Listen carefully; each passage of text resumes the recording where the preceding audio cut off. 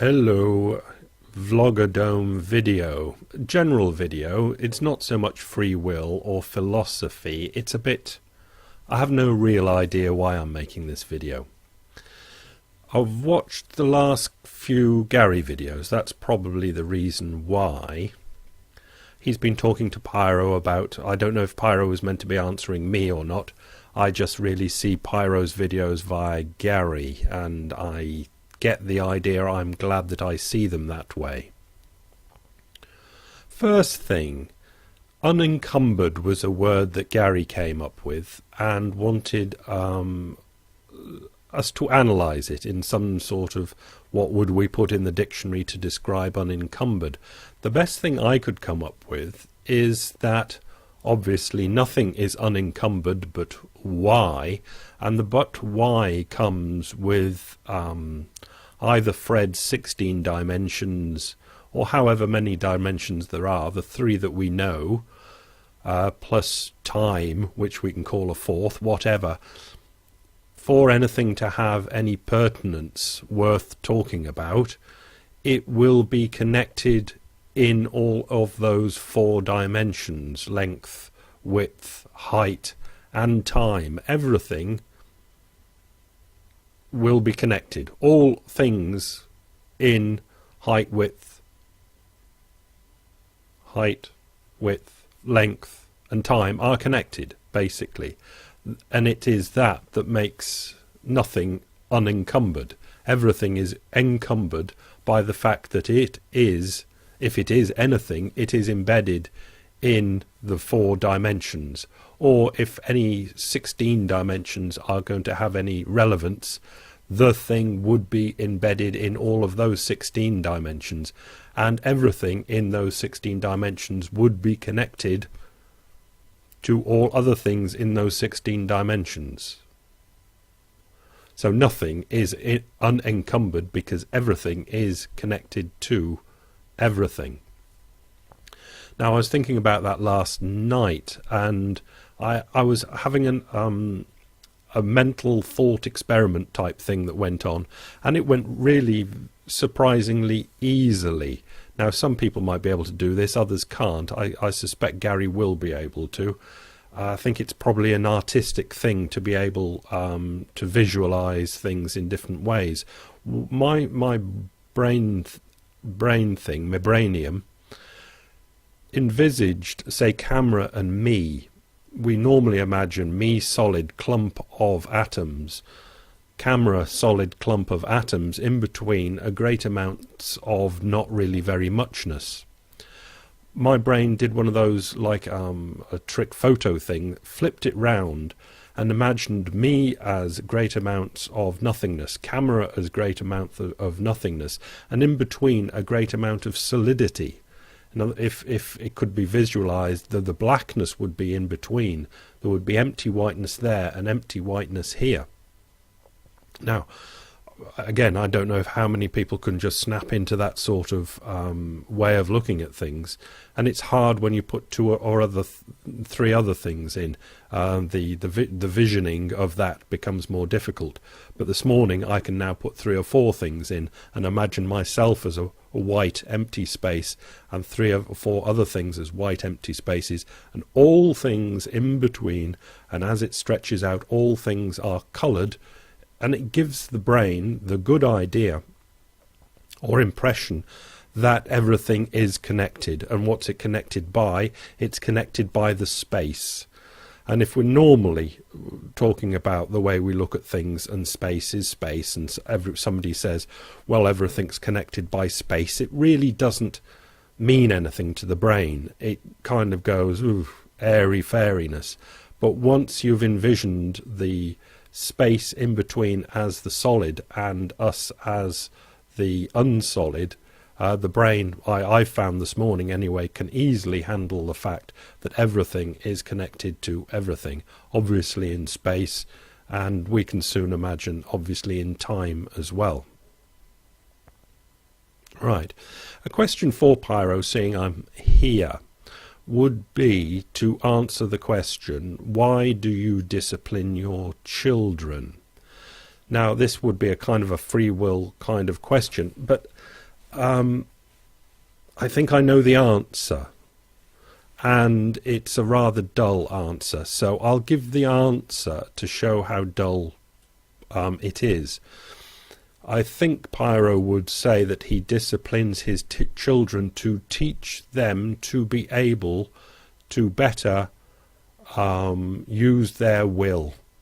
I think probably it'd be a longer and rambling way of saying it, but it would be that he, Pyrrho, is teaching child to better utilize its will.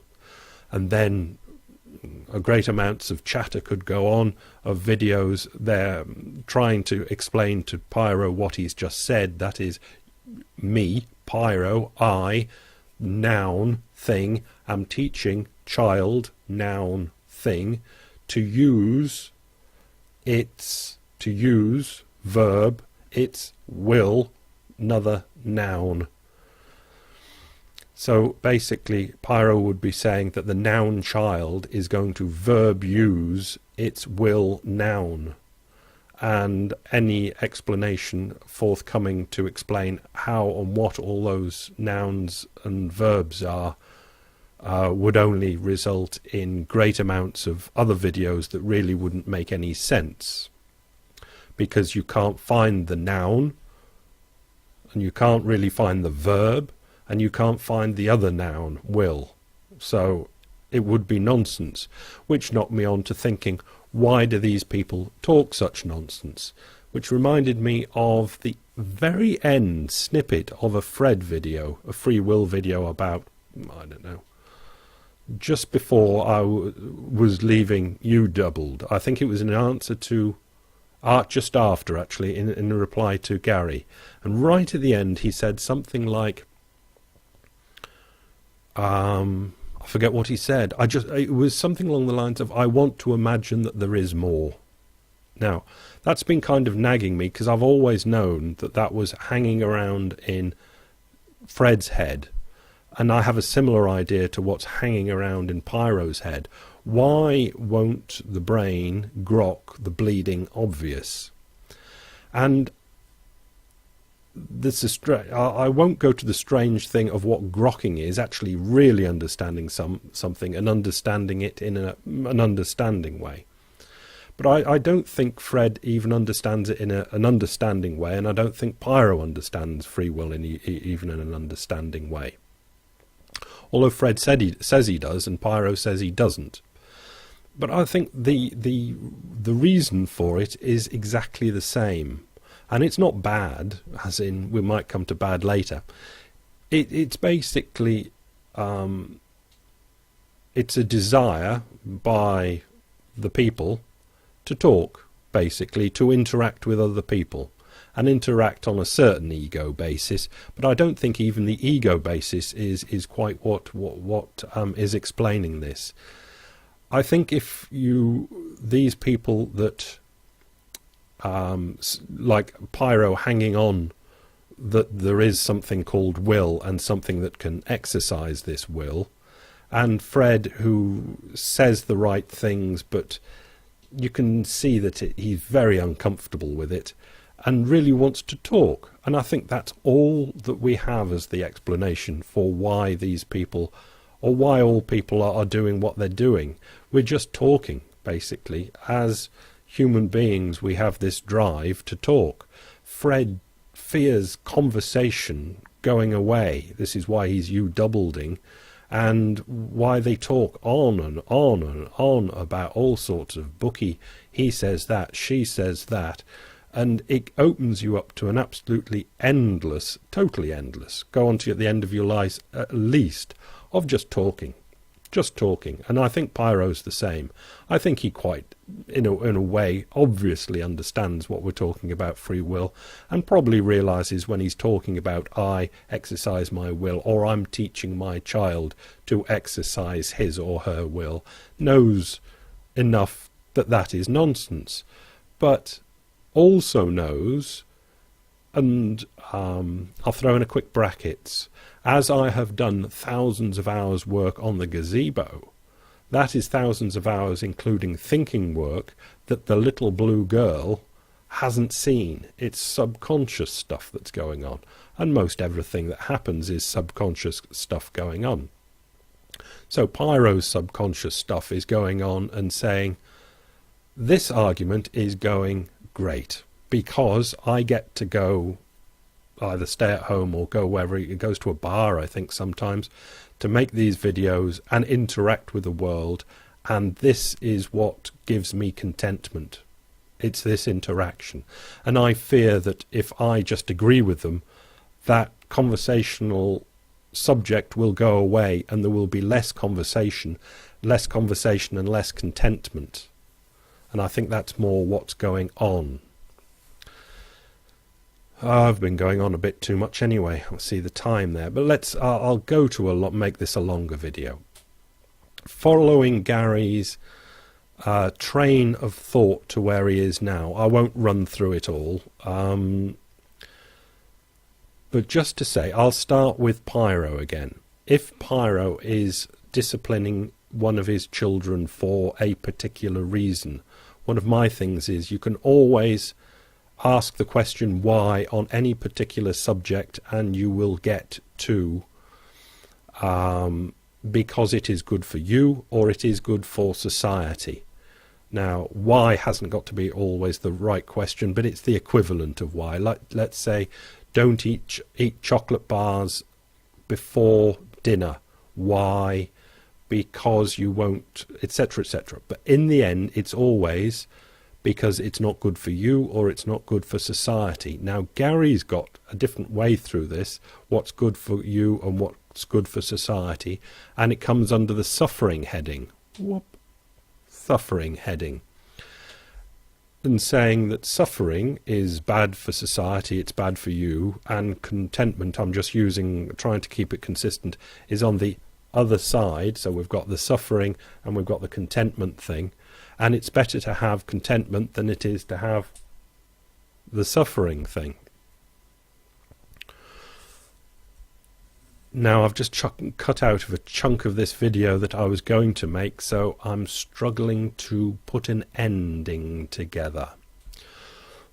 I think the ending comes something along the lines of, if we want to run a campaign to lower the amount of suffering in the world and raise the amount of contentment, will we not just again realize that we are being used and abused by a reproducing molecule to put in place the contentment for that reproducing molecule?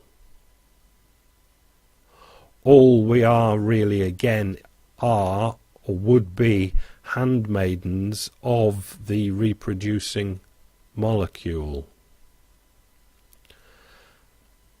So I'll leave that open and go back to Pyrrho and ask him to actually restate the boring answer that I'm sure that he would give, that he is disciplining his child so it can better utilize its willpower. I just want you to say it again, Pyrrho, and try and justify it again. Not that I'll be watching the video, but I'm sure Gary will, and be able to pick you up on the wordy nonsense that it is. In English language, it'll make perfect sense. It'll be noun, verb, noun. But what we keep saying is, that's nice syntax or grammar, but actually makes no sense at all, because we don't find the noun, the verb, or the other noun. If anything, we find a bit of verbing going on, but when we see the verbing, which is just a pattern arising, like the exercise of willpower, it's a pattern that we see. We think that that is a pattern that we see as the exercise of willpower, and then we name it. But it's not really even a verbing. It's not really a verb, because we've learnt our English and we know for it to be a verb, it must have a noun that's doing it. So then you imagine that it must be the clumping of atoms around, which is just another pattern. You say that this pattern did that pattern. And it doesn't really add up to a hill of beans. So I'll call that the end of the video, really, because I don't want to go any further. Although I will reiterate the question, I think, that I ended up last video with. Gary, do I remember what it was? Is it better that we tell people that people have got willpower or not? Which would be the more efficient way of getting something done for your children, say to Pyrrho? And Gary can just imagine the glory of being a parent. And which, if Pyrrho wants his child to be something in society, is it more efficient to tell that child that it is something that can exercise something called willpower, or is it more efficient to tell it that it is just a happening thing and you are making it this happen or not? And if it doesn't happen, it's a problem with your programming or the intrinsic programs that were already running when the child was born. It's very complicated, and it's easier to work it through the lie that the child is something that can exercise willpower. But if we were a bit cleverer, do you think that it would work better? I think I can answer myself, no, because we're just not cleverer. Not happy that it was a long video, but there it is. Bye.